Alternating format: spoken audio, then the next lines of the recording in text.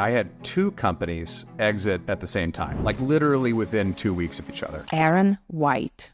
For 2 decades, he's turned tech visions into companies worth hundreds of millions. Briefly a VC, Aaron discovered his true joy lies in creating alongside remarkable talents, not just funding them. Aaron shares with us battle-earned, practical and actionable advice on how to continue building businesses after a successful exit, how to overcome imposter syndrome, founder's trauma, and align your investing with your unique personality traits. The best way to inspire others is to hold them to a higher standard that they didn't know they could achieve, but they can achieve. Think back to the best folks you've ever worked with. And if you just had to work on a team of 10 to 20 of those people, how amazing would that be? And most people go, oh yeah, that'd be killer. That's all I want to do.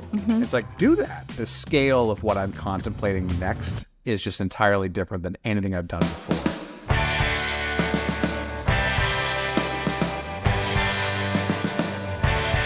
Hi, Aaron. Thank you so much for joining me today. Yeah, thank you for having me. I find you absolutely fascinating in so many different ways, and I really hope we'll be able to touch upon at least some of these things today. But one of the reasons I was so eager to talk to you today about your post-exit journey is because you've had so many exits, and your first one was years ago. So you are one of those people who have had a chance to process this experience and hopefully share those lessons with us. Yes. Lots of lessons learned, I think, along the way. Probably more still that I haven't fully processed. But yeah, I think my first exit, and I'm trying to remember the exact date, but I think it was around 2012 or so. That was an ed tech company that we started. We raised venture capital funds for. We were trying to make textbooks cheap or even free for college students, because why are you paying $300 for something in the bookstore that you know you can learn everything online? And of course, the internet's only gotten better since then. And that was a really interesting one because it was my first venture-backed startup that I had worked on, as a founder. I had done startups without capital before, and those are, a different affair, and I would do others like that. But that was the first venture one. And, the exit for that one was highly educational because, not to ramble, but I could explore whichever piece of this we find interesting. We built a lot of great product, but we didn't get the traction, that we were hoping for. Students, were just resistant or uninterested in engaging with online text at the volume the business would have needed to succeed, or we were unable to generate that interest. It's probably more correct. And, the exit process for that was, very interesting because we did run a process. We found a bunch of suitors. And in the 11th hour and 59th minute, we had two deals that we were going to take. One of them would have made me, a millionaire before my 30s. And the other one, did not. And the one that did not happen, the deal we were all hoping for got scuttled literally just before final signing. And that was just a lesson in something I had heard over and over again, which is no deal is done until it's done. And, all that buildup of, this is going to be so great, turned out, not to be the case. And that's fine. That's life and entrepreneurship. I've come to grips with that now. But it was very painful at the time because you get your hopes up. Do you think that disappointment was part of the reason that you kept going because you were still hungry? You still didn't get what you were hoping for? Oh, yeah. I think I have an unhealthy, need to prove myself on some dimension. I don't know why, and I'm sure with like lots of folks you talk to, childhood, unmet needs to let people know that I'm, smart or whatever, kind of focused into my professional career. Oh, yeah. Blaming the parents is always the best part, right? My parents did a great job raising me, but for whatever reason, I had this one, chip on my shoulder, and that didn't go away. Like I hadn't made the tech success that I wanted. I had a lot of energy and ideas still in me. And, even now, 12 years later, I still have that feeling, even after more exits, material exits, life-changing events, I still want to build and show people what I can do. I think it comes from a much healthier place now. But yeah, that left a huge chip on my shoulder. And I was determined not to leave the game until I had a success. And that chip got so bad at some point, I was living in my office during the pandemic, underneath the conference room table on an air mattress, trying to keep a business alive, even though I was broke and my partner moved in with her parents for a while. Just that burning need to succeed at all costs. Yeah, that was very real. So would you say that your desire to prove yourself was stronger than your desire for financial freedom or greed? Yeah, yeah. I think that the finances to me, while awesome, and I appreciate what you can do with money, but that was secondary in a lot of ways. I mean, almost clearly, because I still have stuff I want to do, and I'm not in a place where the finances would meaningfully change my life, in the same way that it did previously. I just really wanted to show people, what I could do, and I think show myself. So that has been the drive more than the economics the entire time. How do you differentiate between this desire to prove yourself and actually your love for the game and just the fact that you enjoy doing business? Yeah, I think good news is those are very compatible things.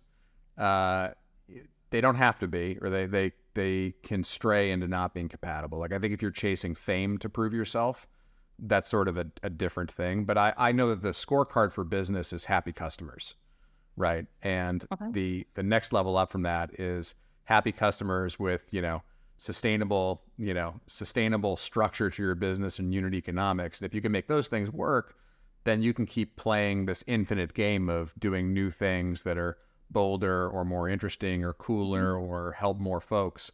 So, those have aligned for me, because the need to prove myself, the scorecard by which I measure is how much do people enjoy what I've built, right?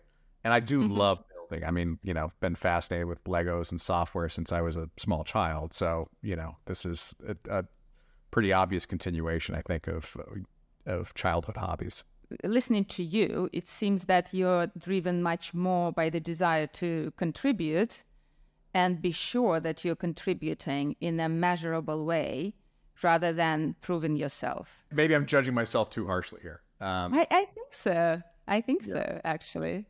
But it's fascinating, because I see that quite a lot, that very successful founders tend to think that all the ambition comes from a wrong place, not necessarily realizing that over time that motivation changes dramatically as they grow less selfish, and contribution becomes the real driver, but they still repeat the same story to themselves. Oh, I'm striving to prove myself, or even for more freedom, which, if you ask deeper questions, people realize that it's not actually the case. They have all the freedom in the world, and they're just addicted to being useful, to being helpful to others, which is so beautiful. But we keep beating ourselves up that we are very, selfish and doing it for selfish reasons. I appreciate that perspective a lot. And there are those exercises that I know, founders are asked to do, or anybody's asked to do. It's just a healthy exercise. Like, if you had all the money in the world, what would you do, to spend with your time? And the answer has always been the same for me. I just build more stuff. And, so like, that's probably, I should forgive myself a little bit here, because that is what I want to do with my time. Make things that people like using. Okay, great. So it doesn't matter, one way or another. I think the reason it's easy to beat oneself up over that pursuit of, contributing, is that in order to do so, and this is not to self-aggrandize. I mean, it's caused a lot of pain in my life for my friends and family and partner, but it does require burning the candle at both ends at times, right? Entrepreneurship is a very emotionally consuming, time-consuming pursuit that can really, burn you and your loved ones if you're not careful about, those boundaries. And the crazy thing is I don't think those boundaries are anything obvious. If you haven't tried it, like, truly, sometimes it just feels like you don't have a choice. You have to just keep going. In those moments, it does feel selfish because of how hard it is. Now, so that's probably where I get confused about my deeper motivations. But I think there's a lot of truth to that. I'm still building. So yeah. You're a serial builder, aren't you? Yeah. And actually, it's funny, because that's how a number of the companies got started, just pure love of building with no commercial agenda. My longtime friend, Chris O'Donnell, he's doing a new startup called Day AI. He used to be the chief product officer at HubSpot. We met in high school. He and I would just get together on the weekends and build things just to see what we could do. And the test would be on Monday if anybody found them, useful. And that actually led to several real businesses. That led Oh, to wow. a micro outcome, selling piece of JavaScript error tracking software to Crashlytics. That led to the construction of Price Intelligently, which has been a big arc, in my life, both in terms of interest and economic outcome, just from building and seeing if people liked it. So yeah, it's a fun feeling. So it sounds like you're one of very few lucky people who is doing exactly what they love doing and gets rewarded for it. Yeah, I hope that this ability or opportunity is far more common in the world than people realize. It may not be, but I do feel very lucky. I liked to believe as a a teen and beyond, that if you were really good at something, you could find a way. Whatever you were interested in, you could get good at, and if you're good at something, you could find a way to provide value to the world and be rewarded enough for it, whether it was software construction or being an amazing juggler. I think that's probably true, but the distribution is not that even. The world has only so many slots for top jugglers versus, software constructors. But I do feel very, very lucky that my interests and abilities kind of match the opportunities. So you mentioned the first exit was not quite satisfying because your expectations were different. No deal's done till it's done. So when the properly satisfying exit actually happened in your life, and what did it feel like? Why was it satisfying? This is very interesting and lucky for me. I had 2 companies exit at the same time, which like literally within 2 weeks of each other. Yeah. And I have never been more awestruck than sort of back to back those weeks leading up to it. So, the first company I just mentioned was this company, Price Intelligently, that we bootstrapped from nothing, also back around, 2011. And that sold at the very beginning of 2022 to a London company called Paddle. And that was a $200 million deal. And we had no outside investors. It was just, us, kind of principals. So that was life-changing. And then the other startup I had been working on, Blissfully, we started that as a software company in about 2017 and sold that to vendor also at the very beginning of 2022. And I became CTO and head of product engineering and design for the last 2 years there, and grew the company, raised $150 million Series B. So lots of fun stuff to talk about afterwards. But those 2 exits happening at the same time, I mean, I went from broke and kind of living in an office and, working out of a basement, wondering if I was going to be a wash up, which is an unfair characterization, but that was plaguing me, in my head as well, to suddenly, millions in my bank account. And I remember just how surreal it was. It just felt utterly fantastical. Like it really truly wasn't real. And then when I finally realized that I had access to this money and I could do things with it, it felt criminal. It felt like, I remember we bought this house, in Miami, and the first, week or two my wife stayed in it, we kept thinking like, is someone going to come in here and kick us out? Like, is that, like there's no way we're allowed to do this. This doesn't make any sense. So it was very, very surreal. And that was a really kind of fun set of feelings to work through. None of it felt threatening. I mean, there was some anxiety in there, obviously, because like, oh God, easy come, easy go, what could happen? But then, the other stuff that started setting in a little bit, and this happened after the failed exits as well. There's a little bit of an identity crisis that happens because you've been wrapped up in your business, your team, your decisions, your whole persona is intertwined with the business. And I think a lot of founders, to get traction, in any way, shape, or form, whether it's with customers or hiring, you really have to put yourself out there. You have to infuse yourself with this thing to be successful. And of course, the more you do that, if you're not the most emotionally mature person in the world, when that identity of your business and your organization and your team start getting separated from you, there's a deep sense of not just loss, but just kind of like, do I matter? Does the world need me anymore? Like, what is the point of me? That's been a hard one to grapple with, success or failure. That's just always been true. And, even over the last couple of months, I've set out to do, yet another new thing, leaving behind my role, as CTO at vendor. There's also an identity crisis and death in there. I worked so hard for so long with, such great people that separating from that too still feels like the same thing all over again. And I have not learned how to navigate that emotionally. I think I'm not sort of entering into like, there's no self-destruction here. There's no going out and partying or sitting depressed in my bedroom. But yeah, I feel like a new person who's untethered, and makes you feel a little naked, honestly. That's hard. I think that's the more unexpected thing, even though I can see it coming from a mile away each time I switch projects. What did you find for yourself that helps you through this identity crisis to find yourself again? Well, number one, having a really supportive partner goes a long way, because she'll remind me that, here's what you're capable of. Here's, people come to you for advice in these things. You're not untethered and useless. And, we're not going to put you in a box and ship you into some dark closet somewhere. I think beyond that, it's being a lifelong learner for me has been really helpful, because I know that taking a period of time to decompress and just learn novel things, new things that I have not tried to learn before, is very grounding in this is how the process works. You get to learn new things, you get to find new things to solve, you get to build new things, for others. And it's okay if you're not actively constructing with a team and customers and all that.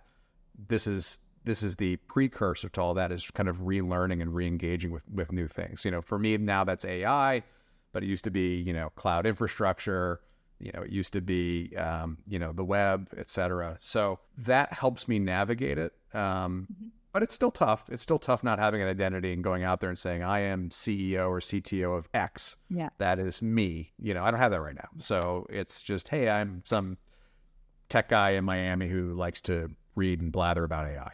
That's fine for now. So if I were to summarize what you said, basically, you think that having a mindset of this being a process and you learning through the process, having this kind of growth mindset, if you like, combined with the fact that you give yourself permission to just take some time to learn how to deal with this.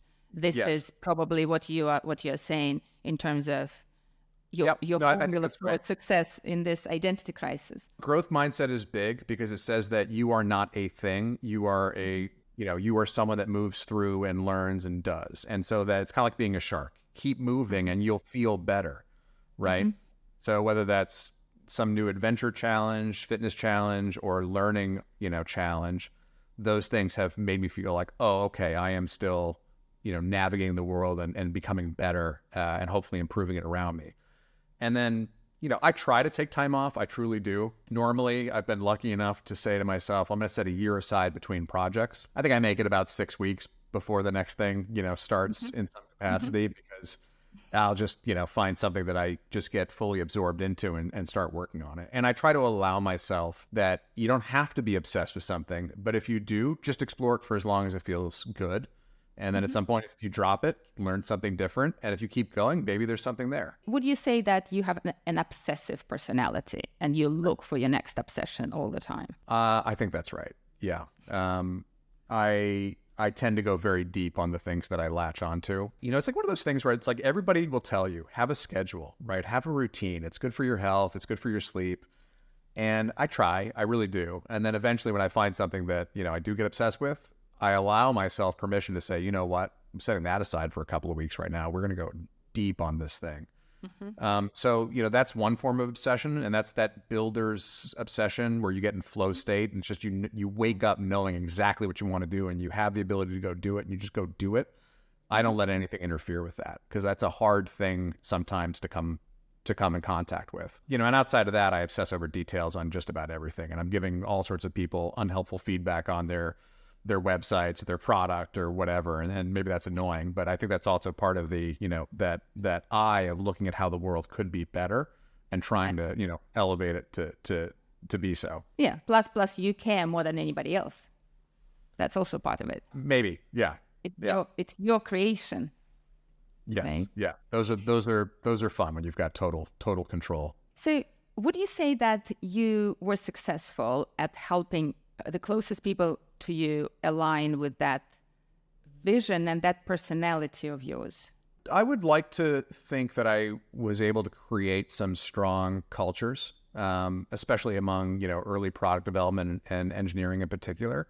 I think that, the best way to inspire others is to hold them to a higher standard that they didn't know they could achieve, but they can achieve, right? Because that's just inspiring for everybody. That's, you see someone's potential, you help them realize it, they raise their ambitions, others see that it's possible and they can do that.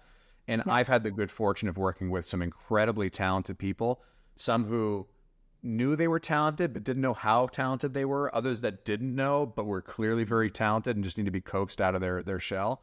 That is so amazing. That just feels so good. I mean, almost better than you give something to some customer and they say that's great and then they pay you for it and you realize that oh, wow, we've done something meaningful here. But building with others who are raising their ambitions together, so friggin' cool. And I think one way to do that is by, really leading from the front. So I'm a very hands-on leader with things. If it's customer support, I will jump in there and do customer support. If it's sales, I will jump in there and do sales. If it's building, I will jump in there and build. If there's an incident, and the servers are burning, I will jump in there and try to help debug. And, fortunately, as I've hired better and better people, I become less and less the expert on those things, and others teach me things, which is wonderful. But being willing to get in there, I think, is what helps people, feel like we're all in this and rowing together. And then a clearer vision aligns everybody, right? So being able to take something complicated or messy and articulate a simpler framing that is both true but easy to remember and thus easy to apply. I think that's a really critical part to business vision, product vision, and company culture. Right. What about your family? Did you manage to align your family members with your personality and passions and the way you do things? I have a very small family, so it's a very easy question to answer in a way because I have, my parents, my brother, and my wife, and we have a cat. Yep. So, It's not that small. Yeah, maybe not that small, but my parents were they were entrepreneurs themselves. They started a commercial space planning and interior design business, and I would go to their office after school and play on computers, and that's kind of how I got my start. And they would talk business at dinner, so I got to see that it was okay to be passionate about building things, and building things didn't just include products like tables or design plans, but the business itself is something you could build.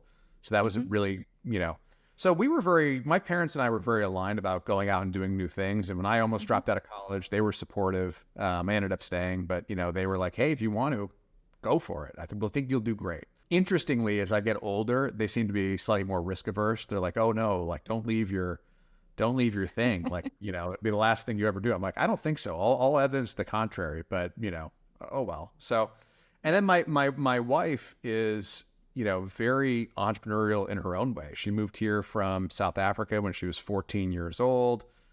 She, became a professional dancer with no network here and kind of, really made a nice go of it, and has then switched into technology herself, now into writing. She has never, ever held me back on my ambitions. She's fueled them, and that is awesome. Doesn't mean it doesn't cause problems, I think we're aligned directionally, but in practice, when I'm, yet another Friday night working late into the evening, that's obviously a little challenging. But she's never made me feel guilty for wanting to throw myself at something. Talking about your parents, what do you think they did to avoid you being a spoiled brat? Because being successful entrepreneurs themselves, I'm sure they thought about it. They must have. I would say that's a good question. That's a very good question, because I remember as a child my friends saying, "Oh, your parents are kind of well off," and at least in the area we lived in, I'm sure they would describe themselves as middle class. And I don't remember ever feeling that, because they did a good job of making sure that I had to earn things, which probably is a little bit why my self-worth is tied into what I'm able to do. But, it wasn't every toy that you want. It's, you're going to have to do chores and, do these things, and then you can get your allowance and you can use your money to spend on things. So there was a lot of holding me to agency and not just handing me things. which was great. What they did never shy away from handing me was better education. So if I wanted a book, I would get the book. When I begged to go to summer school, which is a weird thing to say, they paid for me to go to summer school. When I begged to go to a better high school than the one I was in, they coughed up not unsubstantial dollars, that I'm sure was financially straining for them, and including college as well. So they knew what to hold back on and they knew what not to hold back on. And I think that's a really important lesson. Do you feel they wanted you to be an entrepreneur? That is a good question. I don't know that they wanted me to be an entrepreneur specifically. My interests as a kid were very much science, subatomic particles, galaxies, everything in between. And they would indulge, my desire to learn there. Same with computers. So I don't think they wanted me to be an entrepreneur necessarily. They did encourage me to be a maker. My father and I, a lot of our activities together, and my mother, they were artists, right? So we would draw together. We would make little, foam core dollhouses and architectures together. We would do projects to make things together. Also, again, I think to educate me on creativity and agency and expression. And that led to ultimately finding my way to entrepreneurship because I just liked the hardest challenges I could find. And there's a lot of very hard intellectual challenges, but like even harder to coordinate technology and people and market. Like for whatever reason, I got obsessed with that, mid-college and just never looked back. Would you say entrepreneurship is a form of art? Absolutely. Yeah. The two obvious artistic pieces and the thing that all artists also have. So like artists make things to delight people, right? Or to make them feel something, if I want to get more general, right? Great. Well, that's what product makers do as well, right? There's something you want to see in the world and you want to make it and you want others to go, wow, that makes sense. This is useful, right? Second, entrepreneurs are narrators and storytellers. Like the only way to attract people and capital and customers and press and whatever it is to be really good at, crafting the story about, an optimism for a better world in micro and macro, it doesn't matter. Storytelling is an art form, right? And it's a very interesting one that combines logic and emotion and, imagery. And then you've got pure grit, right? Like I think entrepreneurs, that's that Churchill quote is the one that keeps coming back to me every time. Like if you're going through hell, keep going. Like there's so many times trying to close a candidate, trying to get funding, trying to get that big customer over the line, trying to thread the needle on finances that you just need pure grit. And I don't know if that's a creative expression, but I do know that most great artists, whether they're, musicians or painters or, authors, all have these stories about persevering when all they felt like doing was giving up. And that made all the difference in the end. So yeah, I do think it's artistic expression. Mm-hmm. But from what I know about you, your perseverance comes from this obsession that probably makes your entrepreneurial activities feel less like work and more like channeling your creativity. In the best cases, yes. Yes, that's true. But then in some other cases, I think it's like you just don't stop and there's no good reason. It's not because, that chart around like capability versus challenge and there's that flow section. Well, that's great. When you're in flow, wonderful. And if you're out of flow because it's too easy, cool, you raise your ambitions. But when something is really hard and you don't feel capable of doing it, as long as I know it's not impossible, I can just grind it out. And that is, I don't know where that comes from specifically. I can't tell you that that's necessarily this desire to make, but it's just, I somehow early on, I learned that you had to do that. And I can't not do that. And that kind of makes all the difference because there are those gaps. You don't have to be that way. I think, co-founders in a lot of ways help each other navigate those troughs. And it's like, listen, if you don't feel effective right now, I know you're struggling. I'm here with you. Like you go take a break, do this other thing. I'll do something we can control and then, kind of balance each other out. But yeah, for whatever reason, there are those times when I'm not sure it's pure creative drive to make. It's literally just, I can't not do it and I just have to power through it. The closest thing I have to that is I ran a marathon once and, I remember how painful, I didn't really train nearly enough. I was doing it barefoot for weird reasons, but it was just so painful. And I kept just saying like, this too shall pass, and grinding it out, even though I was not enjoying it. My ego had, died 5 miles back. I don't know why. I just kept. Yeah. So it's a combination of being pulled by your creativity and I guess being able to push yourself at the same time when needed. So And probably because there's hope on the other side that, look, if you get through this, the fun stuff, will come back around. Right. Pushing yourself because you believe in what's waiting for you.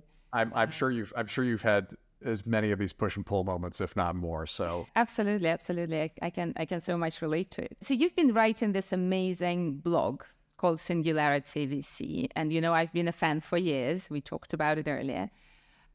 So would you say that blog helped you keep stability through your exits? Yes, I think so. So writing, I think, is just one of the greatest things that people can do. And if you can take the time to put something out there, edit it, make it useful to others, that's a micro form of product, right? A company's a product's a product, and a well-written article is also a product. And I think it's really helpful for not just others, but ultimately clarifying your own thoughts. When I'm struggling with something, writing about it can be a very useful thing for me and me alone. Obviously diaries and journals exist, but this is like, I do like to do it publicly so I can get a little bit of, benefit, not just to myself, but to others. So that has been helpful. And one thing that I've focused on with folks is the storytelling element. I think some of my more popular articles that I've written for others have to do around how to craft a venture narrative, right? Whether you're raising money or not, doesn't really matter. But how do you tell a narrative that really paints this, wow, if this works, this could be big? How do you communicate that to others? That is something I'm obsessed with, because I think, more and more tech is weirdly becoming easier and easier. Actually, ChatGPT, great. You can show up to that thing and learn almost anything about anything at this point. Fantastic. Yeah. The stuff that truly differentiates companies, and always has, is how strong of a narrative can you put out there that others can absorb and repeat to, their peers. That's how some of the biggest companies get built. It's just very, very simple. Uber, taxi on demand, for mobile. It's like some of these things are just so obvious, but getting good at that storytelling has been very helpful for me, and I think helpful for others. And so each of those articles is in its own way a tiny little story. And now I'm dabbling with video too, because I think, the world has moved, increasingly, into this kind of multi-medium, but I will still write before producing something, because I really want to make sure that I have something substantive that's exciting to learn about. So why are you doing that in addition to achieving clarity for yourself? Like now you're doing more video. Like, do you feel that you need to create your own kind of audience and it would be helpful for your future businesses? I'll explain to you why I'm asking you, is because I have this mission to try to help some of my favorite super successful exited founders to speak more about what it is they're doing. I've noticed that some people learn the lesson of humility a bit too much. Like they succeed, and then the next thing they do, they keep very, very quiet about. So I was hoping you will help me inspire them to think differently and share what they're doing with the world a bit more generously. Great. Yeah. Okay. Well, so I am one of those people, which is part of the reason I'm doing this. There's a number of reasons. Number one, the more you tell your story, the better your story gets, the more you will attract teammates that want to work with you, the more you build, a brand for partnerships or investors, and the easier it'll be for, customers to find you as well. And I think, again, the more that tech becomes commodity in a way, the only differentiator is great story. And so it's really worth putting yourself out there to hone the craft. And you can't get better at storytelling by yourself. That's just not how it works. You have to test it on others. And you can test it one-on-one, or you can test it 1 on 1,000, right? 1 on 1,000, you'll learn a lot more quickly, but it's scary. And I think there's the normal reasons it's scary, humility and shyness. For me, it actually comes from imposter syndrome, like deep down. It's, if I put myself out there and I'm a little bit wrong, people who are far more intelligent on this topic will find me and shame me publicly, and I will feel stupid, and then my whole world will collapse, right? And that's just not true. It's like, it's the Dunning-Kruger effect. It's like, look, if you're an entrepreneur, you probably know quite a bit about your domain, more than probably the average. And so you not putting your thoughts out there is actually worse for the world. You're holding back on hard-won lessons that fewer people than you have. Please share them. People want to hear. And yes, you'll always be wrong on something, and there will always be critics. But that's been true for you as an entrepreneur. You've had that struggle with customers and investors and trying to recruit. What's different about putting yourself out there like this? I think if you can get past that imposter syndrome and realize that you truly do know these things, you will be so much better for it. Now, I'm telling you this and still feeling that internally. Even with a smile on my face, even putting, whatever of myself online, it's still deep inside of me. And I think just the way to break it is to form the habit. I think that's practice. That's all it is. But you know more than you think, and, get over yourself and help others. Absolutely. I absolutely love it, because people get very surprised when they hear that they may be selfish by not, in a way, self-promoting. Right? It feels counterintuitive, but it's so true if you just look at it from a different perspective. I don't remember. I saw some clip of a woman saying exactly this. It's selfish not to share. And that was maybe it was a TED Talk. That was the key. Oh, yeah.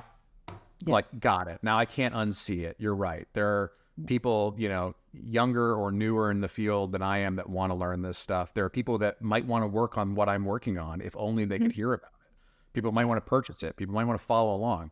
Why am I holding it back? And I think, what's really inspiring for me is on X, there's so many indie entrepreneurs that I follow. If you put a product out there, you might just see me show up and follow you, because I'm just like, I know how hard it is to put something out there, and people who are public about not just the thing they've built, but the process by which they're building it, talking about their struggles, some of which I know the answers to. Why shouldn't I follow them and support them putting themselves out there? They inspire me. Maybe 1 in 100 times I can be helpful back. Like, that's so cool.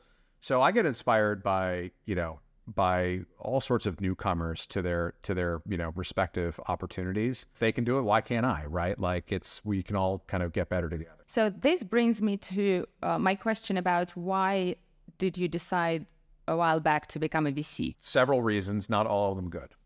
Right. I think the reasons, the good reasons, were I loved product builders so much that the idea that I could just meet with them all day, every day, and learn new things about solar, about, infrastructure, about, this particular workflow for this type of business, this new sales technique, whatever, was just like catnip. Like, who wouldn't want to learn everything about everything? And the job delivered on that. It is a fire hose. Like, people will come to, your firm and to you, and they will assume you're an expert on something. And I'm like, no, I know nothing. And I'm so excited to be here. Right.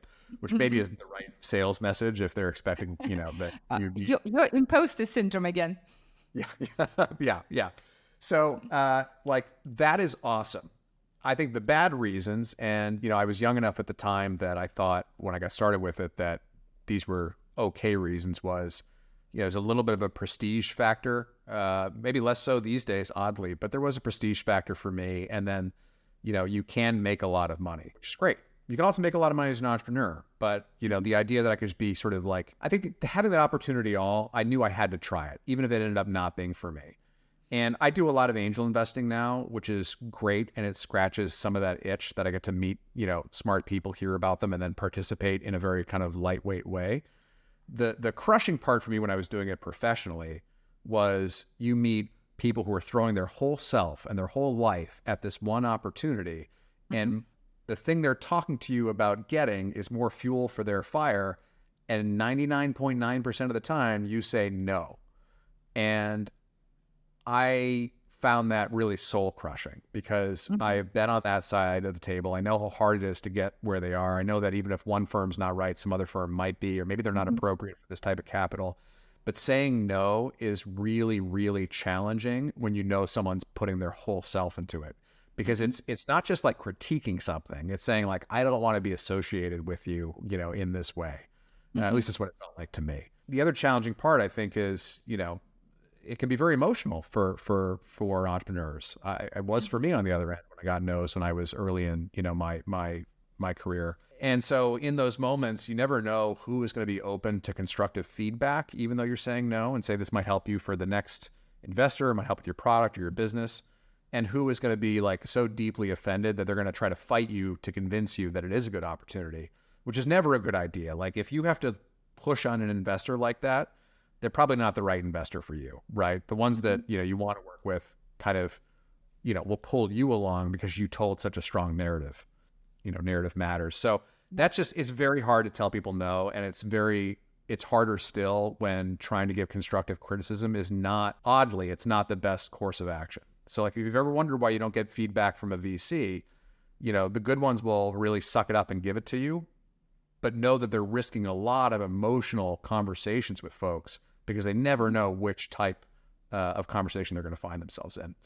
In the end, I found it not nearly as satisfying enough as just doing my own thing and kind of, just building with people. I think the number one thing I missed was building with others on a singular mission. VC is kind of more a lonely sport where each person, each investor is kind of finding things. Maybe you're bouncing ideas off each other, but ultimately you're operating independently. I much prefer operating with a team. Mm-hmm. What's your relationship with angel investing? It's a tough one for me a little bit because I know that if I really started, turning my Sauron's eye to like doing it really well, like I'm gonna be a world-class angel investor, I would be doing very different things than I'm doing right now. Because in a lot of ways I know better, right? But because it's my money, because the checks are smaller, it's easier for me to say, you know what, I don't have to think through all the eventualities of this thing. Like if you told a good story and I think you're a good entrepreneur, like that's enough. I don't need to think about market dynamics and exit opportunities and, all this sort of stuff. So it's a lot easier and emotionally rewarding for me to engage with. Where it gets challenging for me is, there's a lot of things that your portfolio of, entrepreneurs that you're working with, or you could provide help for them. And there's just not enough time in the day to do your own thing and help others. And so that's a trade-off that doesn't feel very comfortable. So at the moment, I'm trying to keep it sparing, trying to keep it for folks kind of already in my network, just so that I already have a relationship with them on some way, in some way.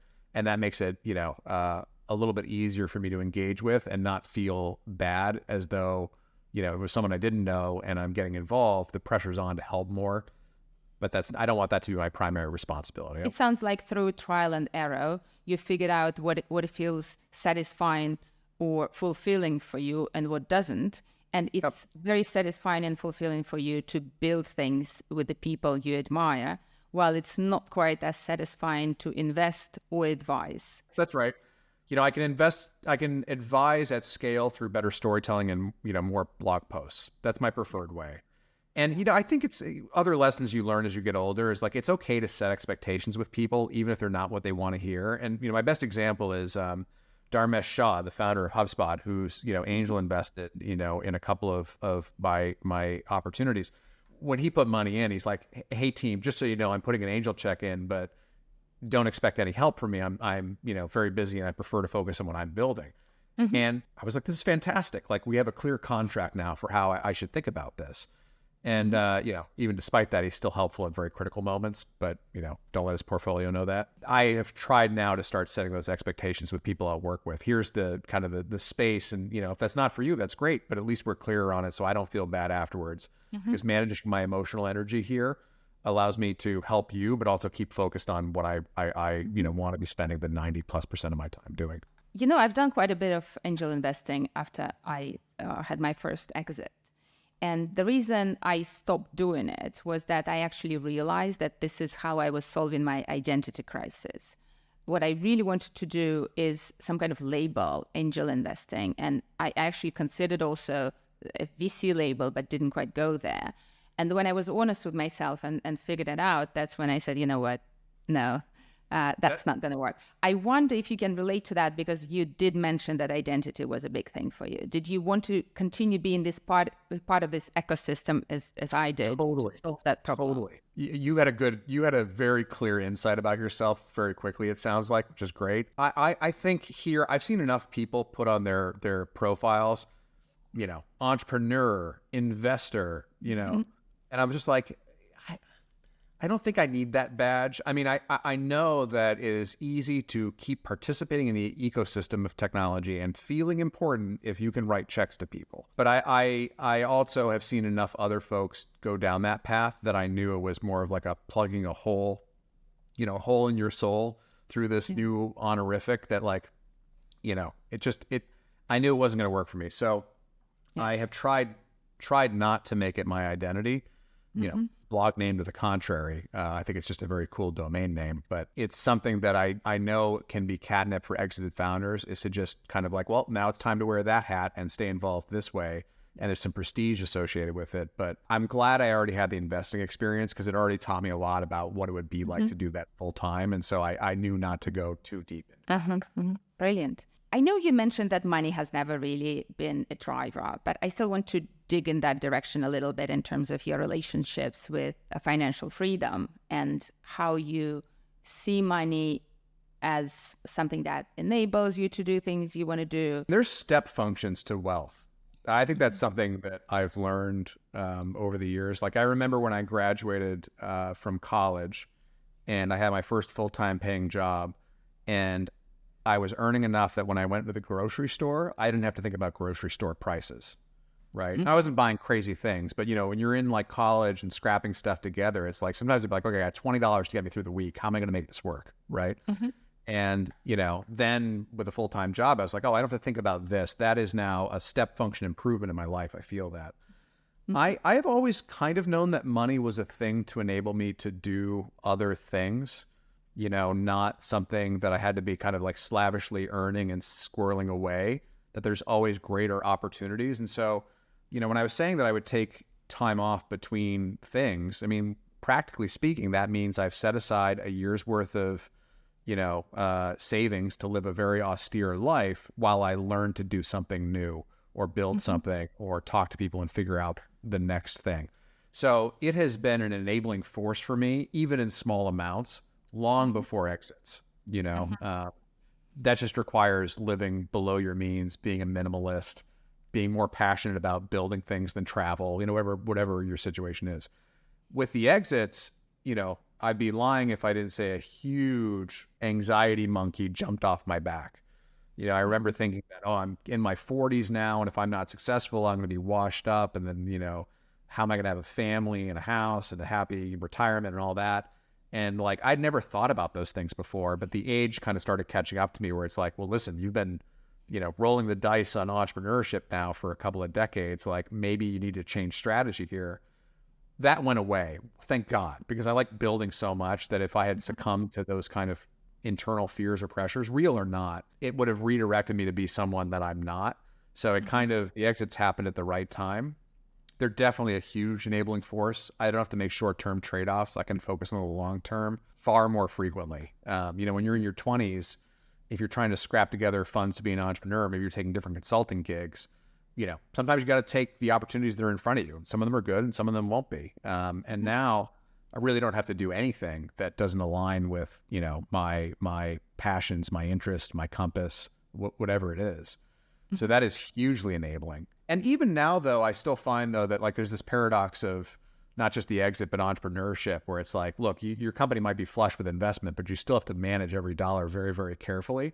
And so I still have this weird thing where I will like over focus on optimizing some small things, even though I don't necessarily need to, but that it still can be helpful. So I think it's about, for me, I can now make sure that while I might get caught up in that, I'm never sacrificing macro long-term opportunities for anything short-term. That's been a much easier thing to navigate, as I've gotten older and had a few wins. So do you use this strategy in your wealth management? Yeah, in my wealth management, that makes it sound like a really, deliberate, systematic thing. I've got, holdings in a lot of, index funds, and that's real easy because I don't have to think about that. And, and admittedly now I have an advisor as well. And so, he's driving a lot of that. I have my gambling account, which is, log into Robinhood on Monday and see what fun things happen in the market that week. And that keeps me from doing anything stupid with the bulk of, my dry powder.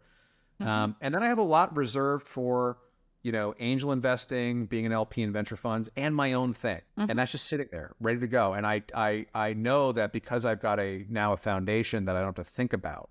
It's on autopilot, and frankly will be okay no matter what. Like there's nothing that can happen to me that's going to make it so I'm living, in my office again. Like that, it allows me to look at that other, pile of dry powder and say, what can I do with this? Like how much of a do I want to carve off for this opportunity and go for it? That's really exciting. So I like to separate it into a honeypot for my impulses, dry powder for the things I want to do to make the world a different, hopefully better place. And then the stability stuff that I just don't think about because that's never what I've been focused on. I'm much more of a, growth mindset, keep going. But it's nice to remove all this anxiety and think, well, worst comes to worst, we can keep living and eating and, kids can go to college and all that. So it does sound like a very well thought through wealth management system. Oh, great. Okay. Yeah. If that's well thought through, fantastic. If you got into the nitty gritty of which funds, which returns, which horizons, I'd be like, I don't know. But I know myself enough to know that separating it out into those three buckets, that was the big unlock. The reason I think it's very well thought through is because it's aligned with who you are and with your understanding of what's fulfilling for you, what's not, right? Because you're allowing yourself the freedom of supporting your creative initiative, however impulsive they are. But at the same time, you have the wisdom to understand that you need to remove all this anxiety about money so your mind can be free to create and chase that meaningful contribution that is so important for you. Yep, absolutely. So that brings us to my favorite question about fulfillment. So if you were to score your life from 0 to 10 in terms of the level of fulfillment you feel at this moment in your life, what would it be? I'll probably rate myself higher this month that I've had, more time to decompress and travel over the last couple of weeks. I'm going to put it maybe at like a 6 or 7, which may sound low to others. But also because I'm not unhappy, I'm actually quite happy. But there's a couple of big things ahead of me that I still want to do. My wife and I are trying to start a family. I'm very excited about that. I think it's going to be very fulfilling and challenging and sleepless. And then, I already know the next business I want to build, and I know how big and interesting it could be if I'm successful at that. The scale of what I'm contemplating next is just entirely different than anything I've done before. I've been trying to make big swings historically, but I think that you don't know how big the swings are until you've raised your ambitions and seen what's possible. And now I'm contemplating even bigger swings. And I think, with my maturity, my imposter syndrome fading away, my network being what it is, the scale of the idea, that is, and some capital, that combination of resources is just, I want to see what I can do with it. And maybe I won't be more fulfilled on the other end of that if it's successful. Maybe it'll be the same level now, but I can't help but think there's something a little bit more around the corner to really push myself and see, what I can make and, what kind of challenges I can get through. So I'm rating it much higher than I would have ever rated it historically, but I'm leaving myself wiggle room for, deeper fulfillment, on the sort of family vector and the kind of like, career defining opportunity. It sounds like the size of your ambition lowers the level of your fulfillment, because you're basically saying it's 6 to 7 because I have this huge ambition for a new family and I have this huge ambition for the next business. So it sounds like, okay, if you had those things, you would be in 9 or 10. It makes me feel maybe you don't fully appreciate where you are already. That could be true. But, I think the fear, I'll tell you actually, like, I'm glad this is turning into a bit of a psychological, vivisection here, because you're not wrong. Like, I can peek through my head with helpful prompts like this. Like, if I were to tell you that today it's a 10, right? In my mind, for whatever reason, healthy or unhealthy, probably unhealthy, that says to me, like, no need to do more, right? And if I don't have a need to do more, then I'm stagnating. And if I'm stagnating, I'm decaying. And if I'm decaying, I'm dead. Yeah. And so, like, not leaving upside to, like, want to go grab feels like death to me. Now that's a pretty polarizing, swing. And the reality is, and I think this is what you're saying, but I have not internalized this yet. I'm 42, soon 43. Like there's still lessons to learn. Fulfillment is not the same as ambition, right? Like those things can be separate. They aren't for me yet. I can see how it would be. There's no reason saying 10 is incompatible with wanting to do more.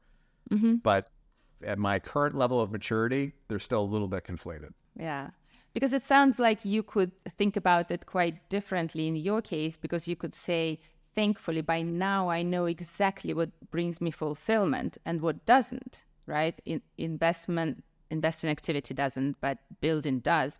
And it means that I'm so fulfilled already because I can just keep doing these things better and better and better, right? And then you suddenly may feel more fulfillment. Also, it sounds like with respect to the family, you have quite a lot of anxiety or worry that you may not quite be as successful as you were in other endeavors, right? Which is not normal because you have no idea.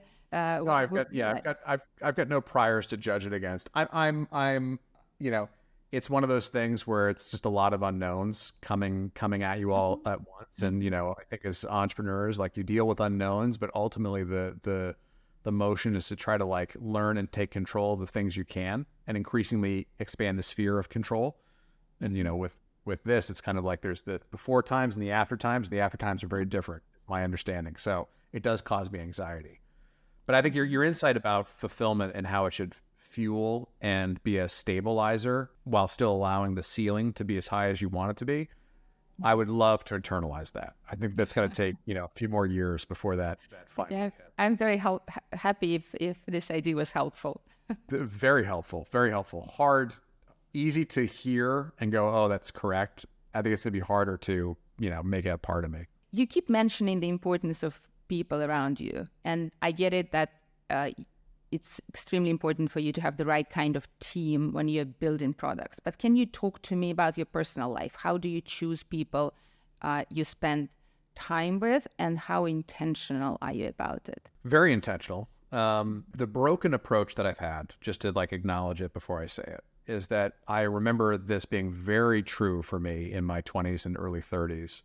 Less so now, but very true, to a degree it's still quite true, is I couldn't be friends with people that I could not envision working with in some way. Like if I couldn't envision sitting down and making a podcast with you, or, writing, an article with you, or building a product with you, or doing something together to make, if I couldn't figure out what that would look like, I would move on. And so I would kind of cultivate my friend circle to be filled with folks that I would be thrilled to do something with if ever the opportunity arose, right? And that's really helpful because it kind of, allowed me to have things in common, both sort of spiritually and pragmatically with individuals, which is a great basis for a friendship.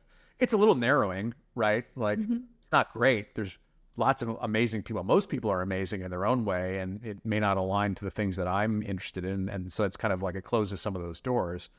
But, I recall cultivating, positively my friend circle. And I've also kind of deliberately, evolved my friend circle by graduating away and moving on from folks. Some it's unintentional. I'm just busy and I'm bad at following up in certain cases. So I don't want, anybody listening to think that they've been like culled, but there have been times, where I have deliberately evolved my friend circle. And I know what I enjoy doing, and it's not sitting around, watching the football game and drinking a beer. Like I can't do that. I start freaking out. It does not feel like a good use of my time. And so I've been very intentional with it. And my guess is, my parents talking about business at the dinner table, kind of conflating like social and work at the same time, is kind of the foundation for that. But yes, been very, very intentional over the years. By now, I've met dozens of entrepreneurs who appear to be serial builders to me, like you are, but they seem to be stuck after a life-changing exit because they have this trauma of how stressful it is to manage people, to worry about your business, and they simply do not want to go there, and they get stuck in this deep unhappiness because they on the one hand, know that they need to keep building because that's who they are. At the same time, this trauma stops them. I wonder if you have any good advice on how to overcome that. That is such a real phenomenon. I was actually just having that conversation with someone yesterday, but I probably have that conversation once a week with successful people. Mm-hmm. Yeah. Kind of want to do something again, but the people part is the hardest part. Even active CEOs of companies will confide that, to people in their trust circle. It's very real. People are very challenging, in all the best and worst ways. I think the thing that the advice that I have is think back to the best folks you've ever worked with, right? And if you just had to work on a team of 10 to 20 of those people, how amazing would that be? And most people go, "Oh yeah, that'd be killer. Like that's all I want to do." It's like, do that, because now you're a better judge of talent. You're better at attracting, high quality talent, discerning it, enabling people, to really like flex their muscles. Like you can do that. When you start, you don't know what you don't know. If when you're building a business, maybe you know how to hire for one role type because that's the thing. For me, that was engineering. I don't hire engineers because I'm an engineer, but salespeople, marketers, support, like what do I know?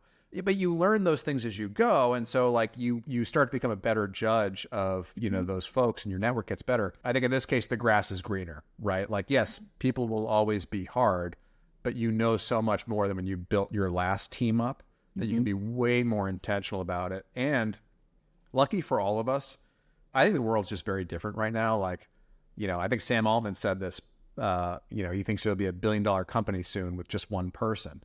I don't know about just one person, but I can tell you that I think you can get to like 100 million ARR with like 10 to 20 people, right? Like I think that's actually possible because the tech has gotten so much better.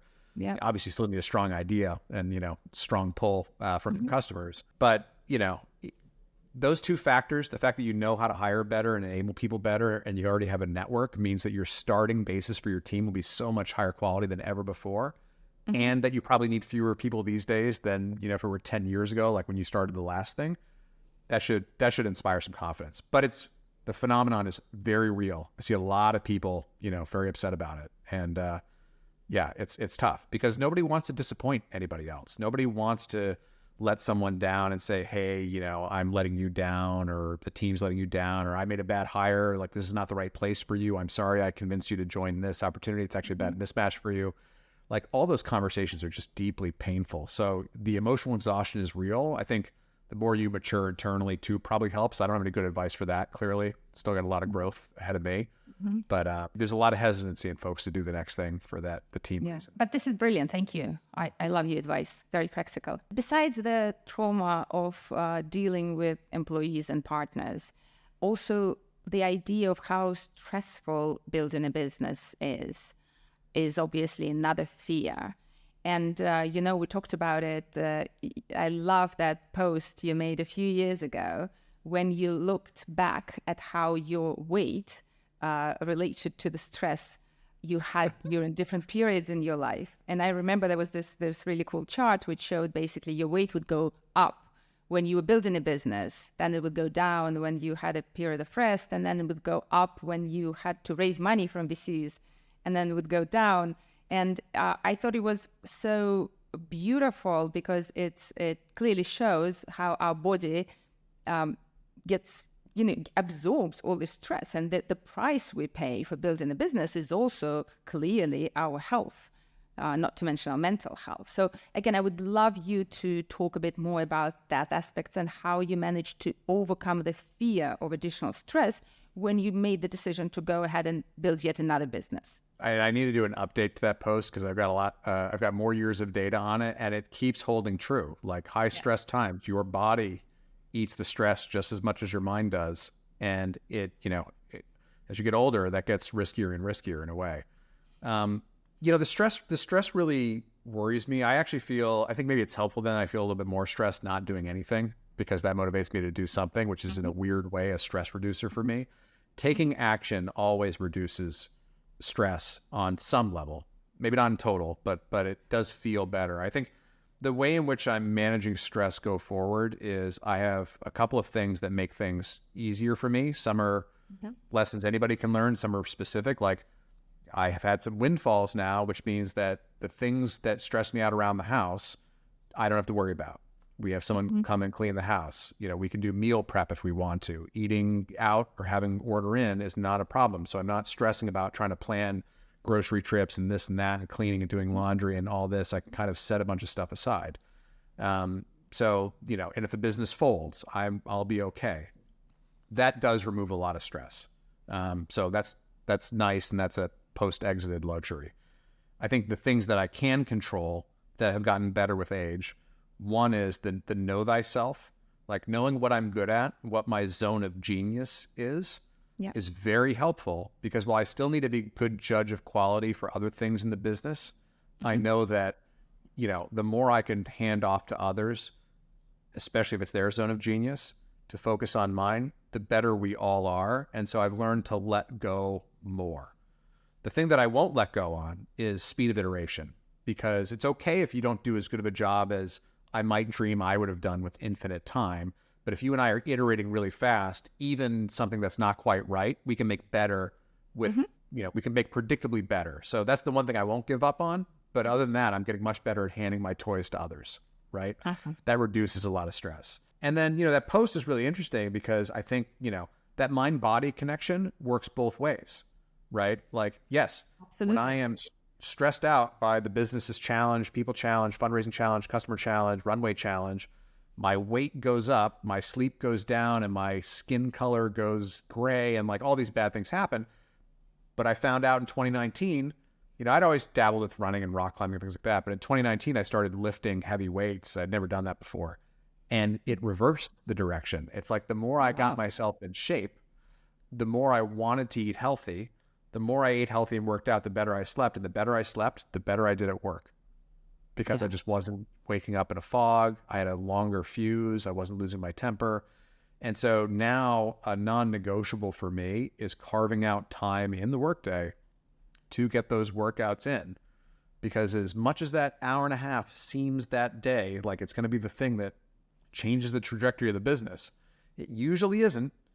But if I start getting unhealthy, that will change the trajectory of the business. So I would say finding some sort of workout that is really appealing to you, whether it's biking, running, lifting, whatever, that is a lever you have that goes in the other way, which, I didn't find that till much later. I found the negative side. Now I found the positive side. So there are just some, spread your toys around, remove things from your life that you can, and then learn that, improving your health actually improves your well-being, which improves your ability to be more ambitious and do cooler things. You've mentioned a big ambition a few times now. And I have to say that for me, one of the huge aha moments in my life was when I realized that the bigger my ambition is, the less stress I feel. Because I suddenly don't care about those small things. Like what you mentioned before, they become so small comparing to my big ambition, my purpose, that I just don't care and I don't stress anymore. For me, it was very paradoxical because I thought the bigger the dream, the more scared I would be. But it's the opposite actually. I love that because I think a bigger ambition in a lot of ways results from a clearer vision in a way. Like saying I want to be $20 richer is like definitionally clear, but it's not practically clear. Saying you want to start a company to, build self-driving cars and have it, deployed in every major city, that's incredibly ambitious and it's huge. But it's also clear, oddly. And you're right, it burns away a lot of those micro things. And so when you get caught up, if you're trying to save $20, you might get caught up in how you're spending 5 cents here and there. You're trying to build a self-driving, international self-driving car company. You're not going to get caught up in those small things. You realize that spending any ounce of energy on that is a massive waste compared to these bigger levers you could, go find and pull. And so I think maybe then what I'm hearing from you is it gives you more clarity. It allows you to not sweat the details, which both those things reduce anxiety. I love it. I mean, great. Everybody raise your ambitions. You'll feel healthier.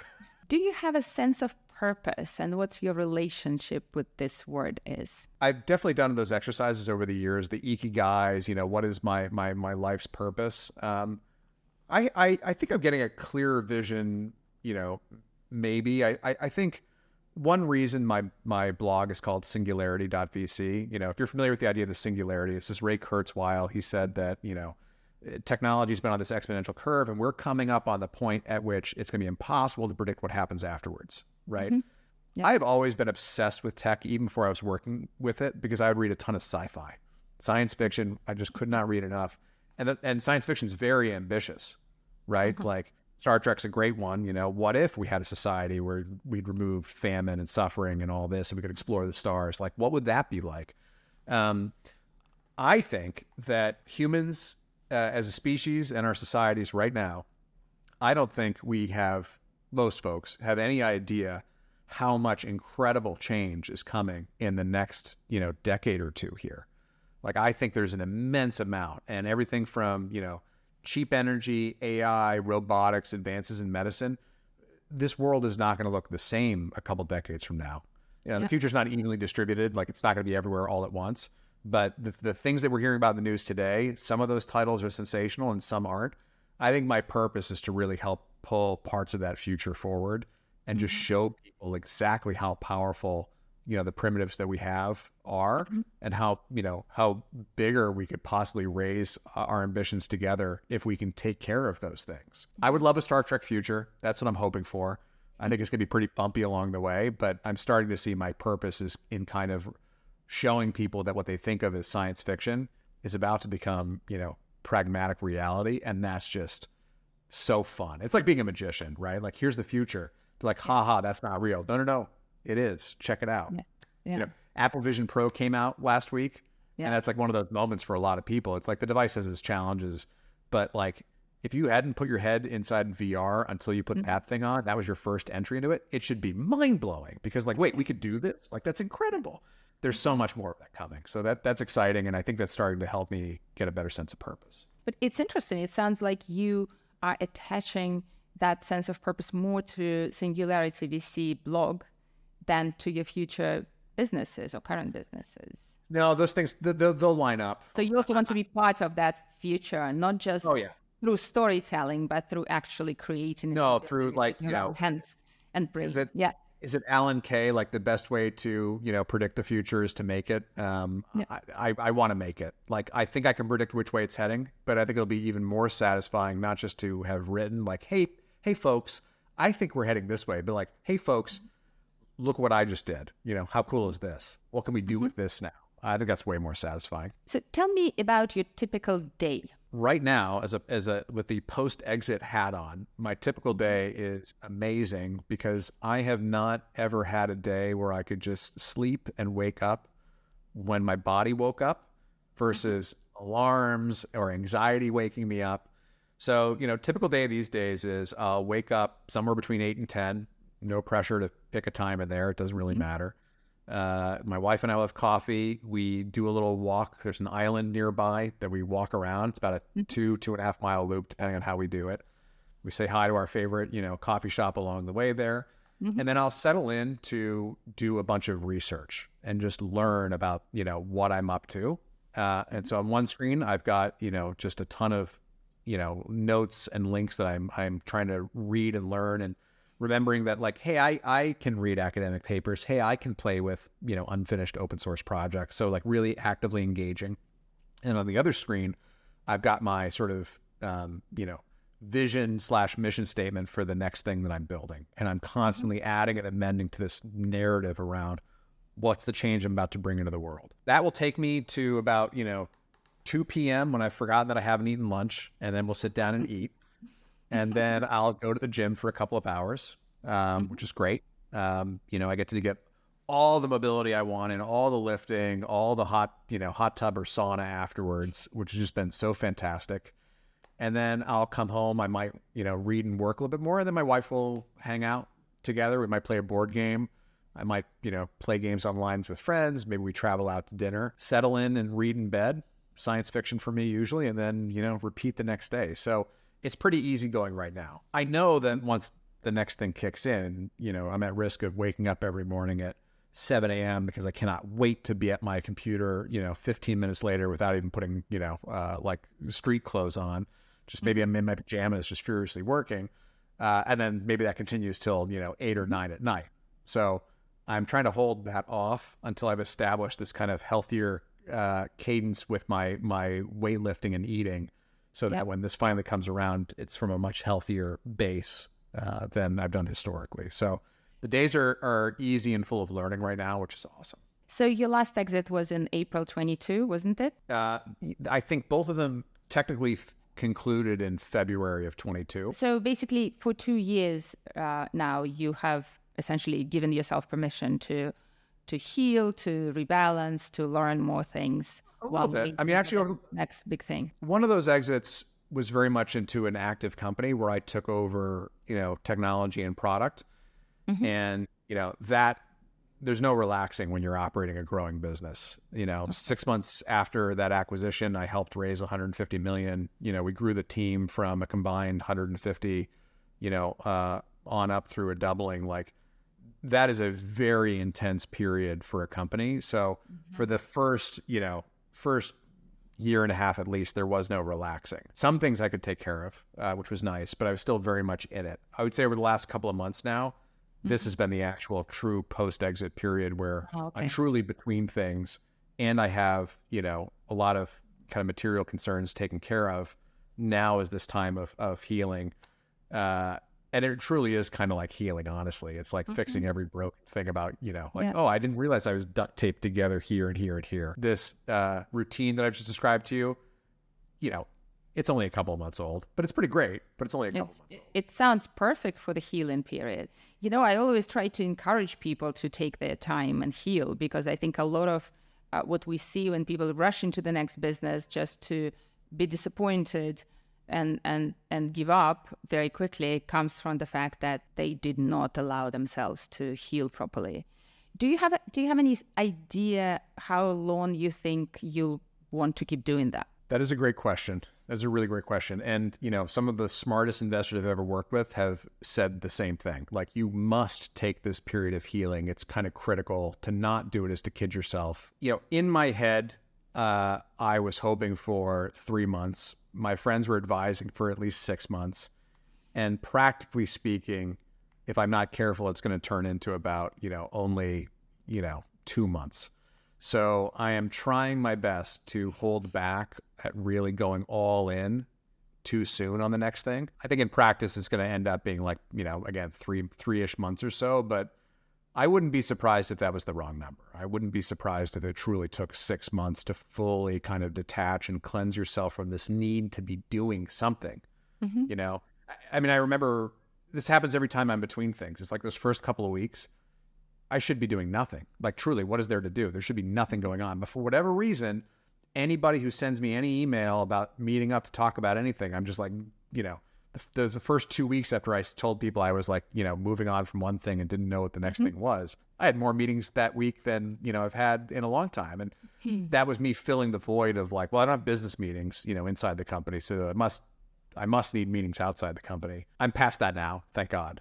But yeah, I don't know. I'd be curious in your experience. Is it 3 months? Is it 6 months? Is it a year? I mean, it probably depends on the trauma a little bit. I think it does depends on the trauma. Like, for example, you seem to have a very good idea how to overcome the most typical traumas, dealing with people, the stress, the fear of failure, the fear that you will not succeed again, because all these things we need to process and be comfortable with before we go forward.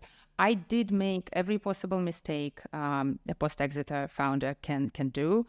And one of them was that after my second exit, I didn't just start a new business right away. I started 2 more businesses, thinking that now I knew everything and I was so cool and it will be so easy. And nobody told me what happens to our motivation a few years after our exit. It doesn't happen right away. It actually takes a little bit of time. And I just completely lost motivation.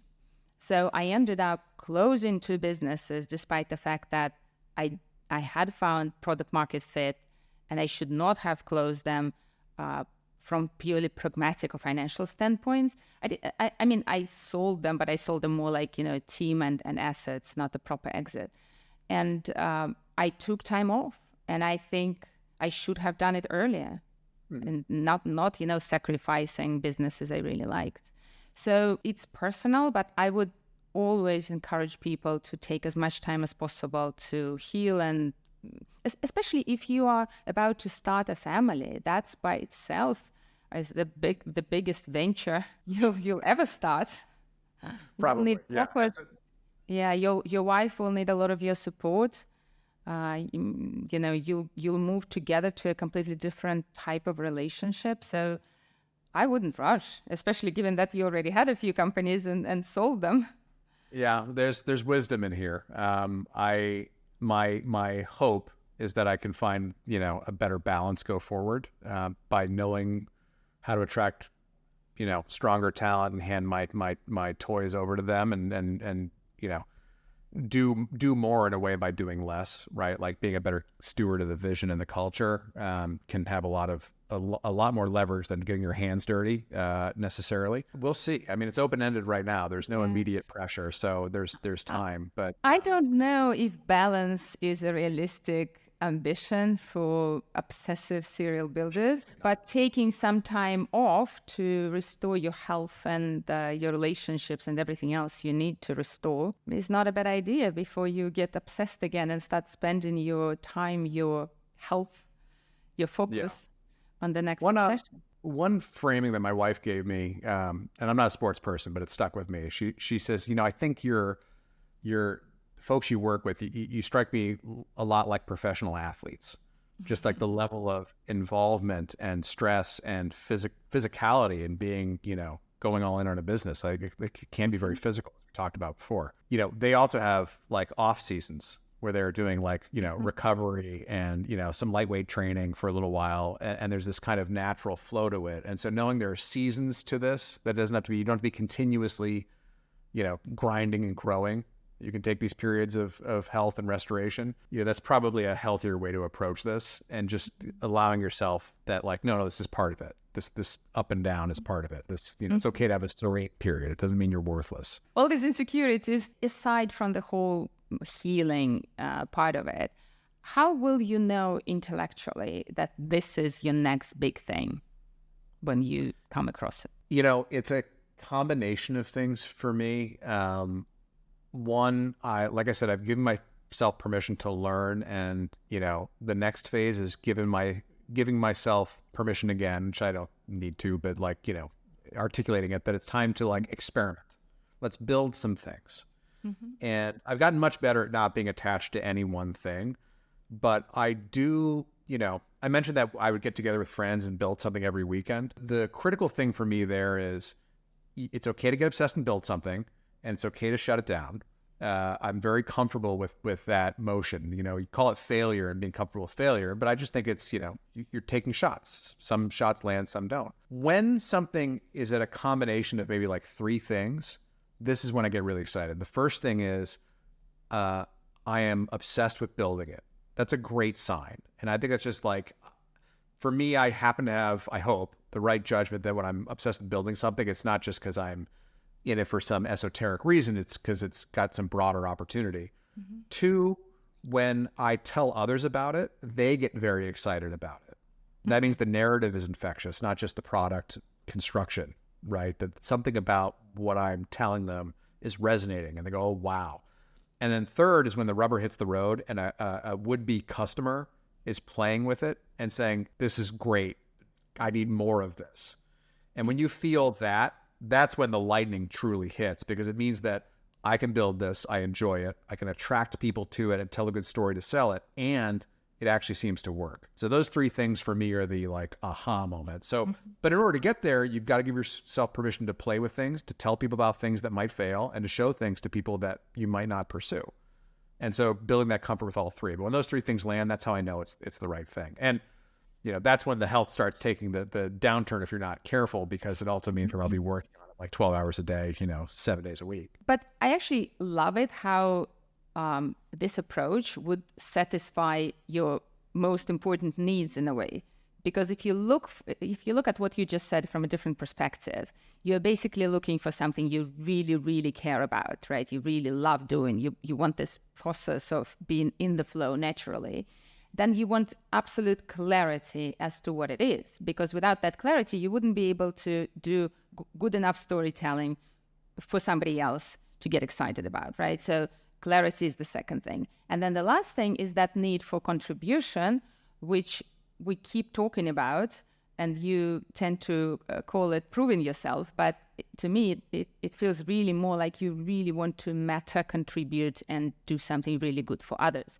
So when these things come together, I can actually see how everything will work, right? Yeah. It's beautiful. Yeah, it's great when it happens. And I think for me, at least, I can feel it viscerally. I know when I'm faking interest in something. I've scuttled enough projects to know when I am deeply interested in something. I've shown people enough lemons to know when they're deeply interested in something. And I've told enough stories to know when I finally have a good one, right? So, I'm grateful that I've had a bunch of things that went nowhere, because it shows you the dynamic range between uninteresting on one of those dimensions to compelling. And that's you kind of know when you see it, but you really feel it. And that's such a good intersection. So for me, an interesting observation is that you never mention a business model as part of it. That doesn't excite me. I mean, there are elements to, what I'm kind of noodling with and playing with, that the business model is actually exciting when I think about it, but it's not the number one thing that gets me going. And I have seen this enough that people will get excited about a particular business model or fixated on a particular version of their product or a problem that they think is more widespread than it actually is.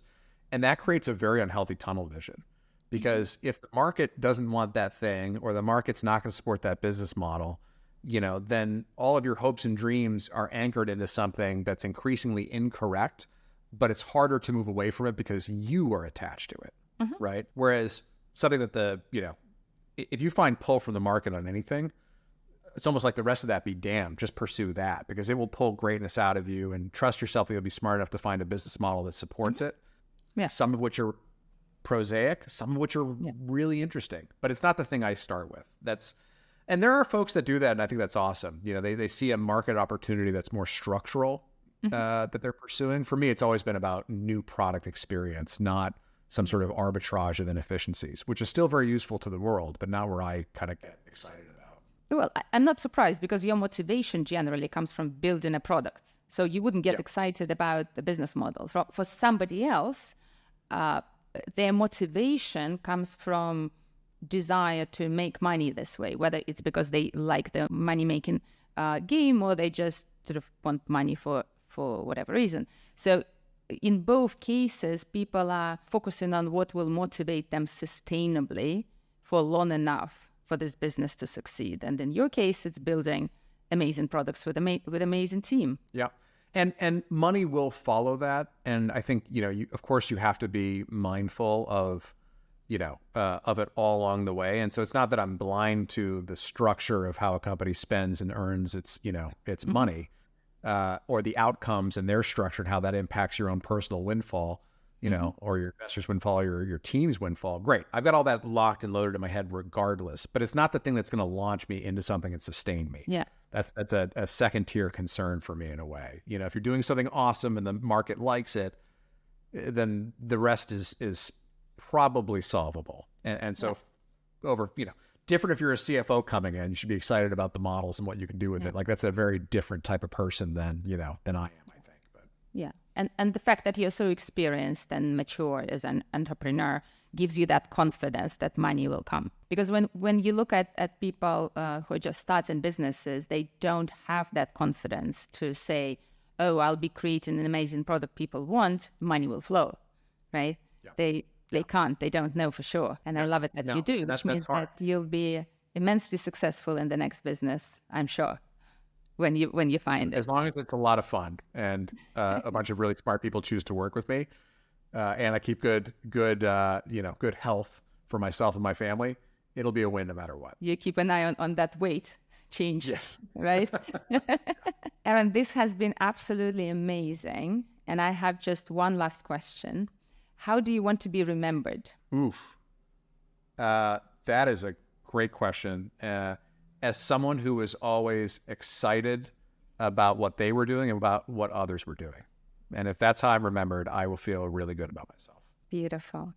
Aaron, I wish you the best luck with your family, with your health, with your healing process. and with your next business. And I'm very, very grateful for this interview. You gave me so many golden nuggets and so much inspiration for my audience. I just can't wait to release it. Thank you so much. Well, thanks so much. Such a fun conversation. And I think I got some psychological work done here too, which has been very helpful. So I'm very happy. I'm very happy. All right. I'll talk to you soon, I'm sure. Okay. Bye. Take care.